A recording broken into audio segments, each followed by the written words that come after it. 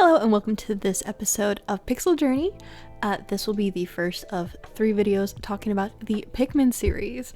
So if you enjoy the plentiful little Pikmin games, be sure to follow along.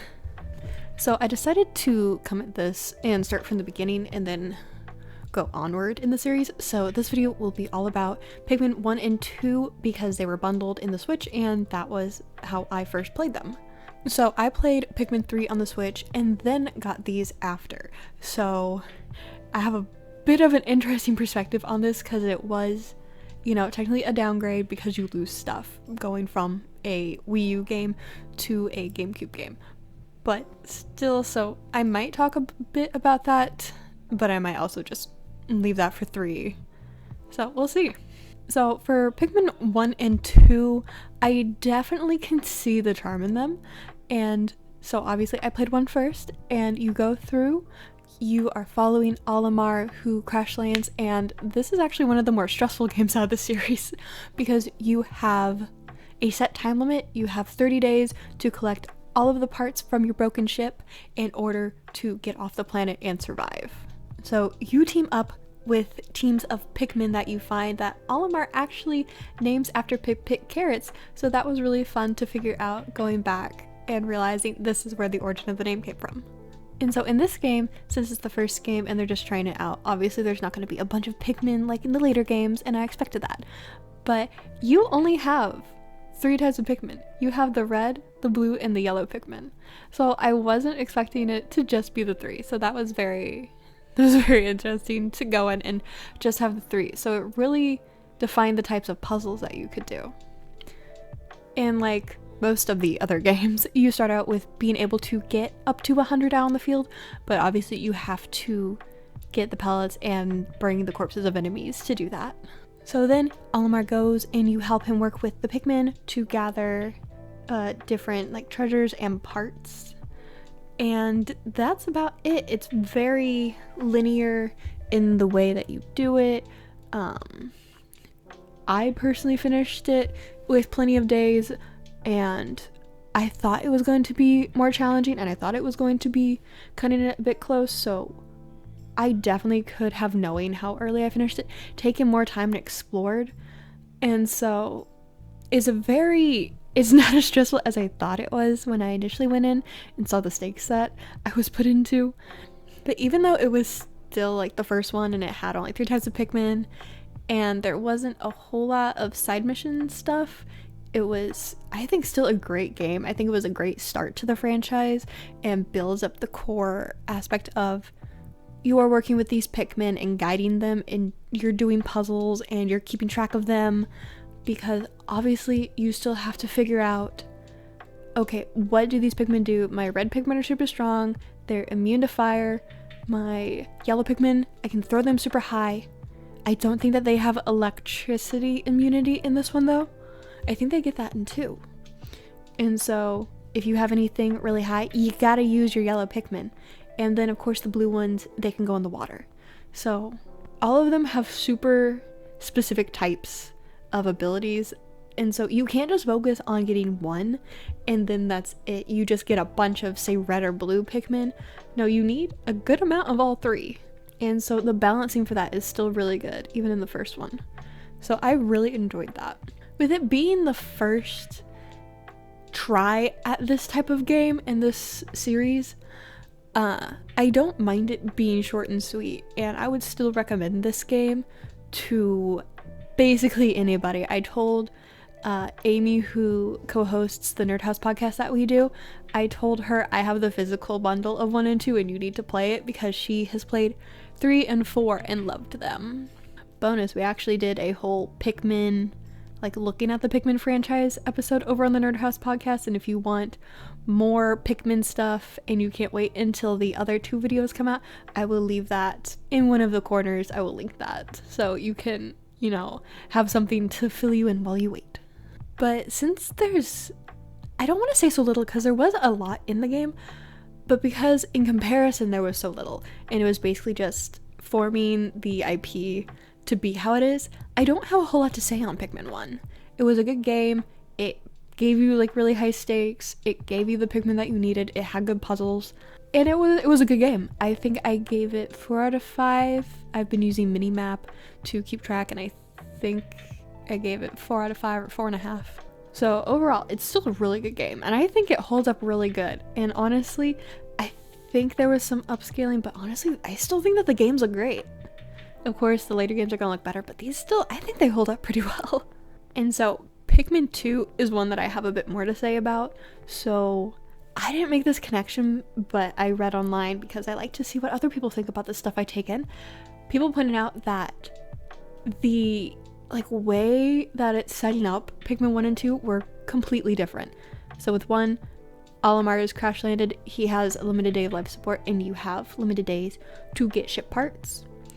And with Pikmin 2, he returns to his home planet, and he finds out that Louis, another pilot for his company, has screwed up an order, and now there is a loan that his boss cannot pay back. And so he is tasked with going with Louis to the planet full of Pikmin, and they have to collect treasures to pay back this debt.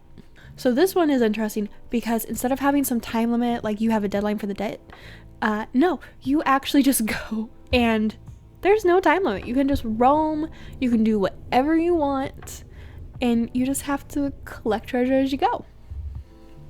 So the stakes are a lot less daunting, especially when you take into the fact the endings.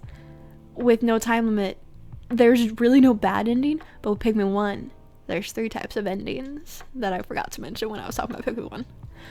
So the good ending, you get all of the parts, and you fly away, all the Pikmin wave to you bye, like all the others, and it's nice and cute and fun. There's a good ending to where you get the minimum amount of parts, and so there's a few Pikmin that send you off, and you make it. But I didn't know until looking up information for Pikmin that there is a bad ending. And if you don't get the minimum amount of parts, Olimar tries to take off, he crashes, and he dies. I forgot how dark Nintendo games could get back then. But he dies, and then the Pikmin take him to the onion and spit him out. And also, when we get to Pikmin 4, I think that connects back to something that happens in Pikmin 4, and I'll bring it up in that one. But so it's definitely a complete kind of 180 in terms of stakes, and I like both. I really do. But I will say that I like Pikmin 2 better, not only because there's no time limit, so I can take however many days I want, and I have 2 pilots so I can do more things, but because they have caves. Now, I didn't know how much I wanted caves to be in a Pikmin game until I played Pikmin 2, because they weren't in Pikmin 3, so I had never experienced them before playing Pikmin 2. They are so fun because they're basically like mini dungeon runs. So you take all the Pikmin that you have with you and you jump into a cave, and it slows down time, pauses it however it wants to do. I think in that one it might pause it straight up, or it moves very, very slowly.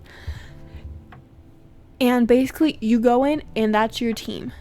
If you're lucky, you can find some more.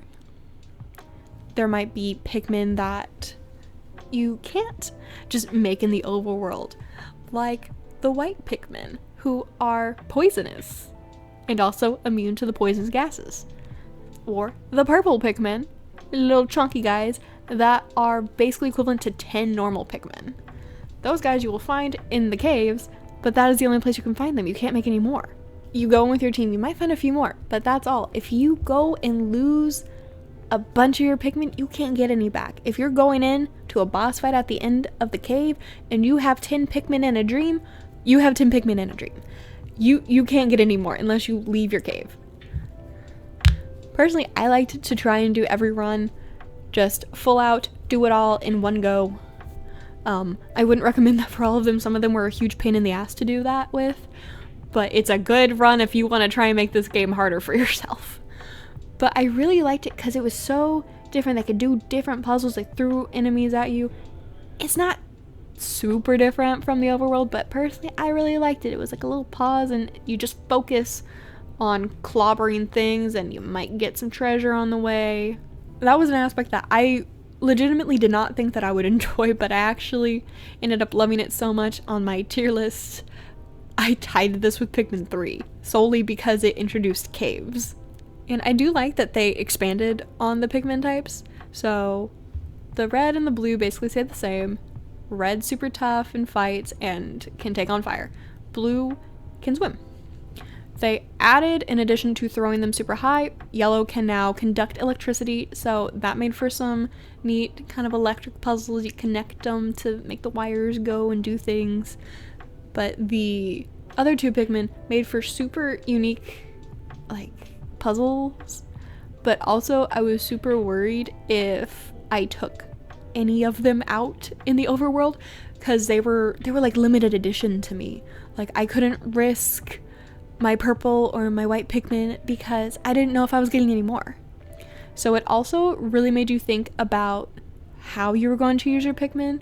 It made you plan out your day if you were going back to an area. Can I take my Pikmin out? Do I need like purple Pikmin to go and carry like heavy things? Because some treasures take a lot of Pikmin. So I feel like adding the limited quantity Pikmin really kind of upped the strategy that you could have. Because when I went to a new area, I was not taking out any of the two Pikmin. I was just using a bunch of red, and I was just going and exploring for the first day. So one thing that I had issues with, and this was solely just from me going from a Wii U AI use for Pikmin movement and everything to back to GameCube when it wasn't as good and they didn't have the technology for it. But oh my god, the Pikmin AI. Like, I do like that I can go back and see it getting increasingly better, but oh my god, it was rough in the beginning. I lost so many Pikmin, especially in Pikmin 1, because if you walked too fast and the Pikmin weren't bloomed, they would actually just fall behind and they would just stay there, and it was rough. I would lose a bunch of Pikmin because of that. And they would just start fighting with enemies when I didn't want them to. I was trying to go somewhere else and they would just, I guess an enemy was too close. It was in range and it would just start trying to fight it. And I lost so many Pikmin, not realizing that they were over somewhere fighting. It did get better in 2. I don't think I lost nearly as many Pikmin to incidences like that. Like, my main issue was if you had to go up a bridge or something to an elevation and you went around a side, I lost at least 5 Pikmin each time I did that. And since we didn't get introduced to the homing beacon signal until Pikmin 3, you just had to pray that you got all of your Pikmin back in time. If you noticed that the day was ending soon and you had Pikmin across the map that got lost, you might as well just say bye to them. I would try and build into my day. When it started to get close, I would do rounds and pick up Pikmin. So I personally think that both of these games are great single player games. Just the creativity that Nintendo put into these games has really shown that they can still make really good games, even though this was made back on the GameCube. Like, I wish that they would take risks again with concepts like Pikmin and Splatoon and just do something kind of wacky and out of the box, because these might not have super big followings like Mario and Zelda, but I think that they do have a really, you might even call it a niche, like really passionate fandom behind IPs like this. Like, I had never heard of Pikmin until like Pikmin 3 came out, and I saw that it was cute and it was kind of like a strategy game. I saw it as a collectathon when looking at Pikmin 3, and I didn't play it until all the hype around Pikmin 4. So there's still fans that very much want like Pikmin games. They wanted new ones. People were thrilled when they dropped the bundle for 1 and 2 onto the Switch. You could play every single Pikmin game, all 4 in the franchise, on your Switch. But yeah, basically to wrap everything up, I think these 2 games are really solid. They have good gameplay. They set up the franchise to be where it is today. They started with the original Pikmin, they added more, they messed with caves, they messed with new puzzles, they weren't afraid to do different storylines, how invested the storyline was with you. Pikmin 1, I saw more investment with the story because you were on a time limit, and it would kind of, Olimar would be updating you like, I have this many days, or else we can't get off this planet, with Pikmin 2 basically just being like, okay, yeah, here's an update, we are this % done paying off the debt.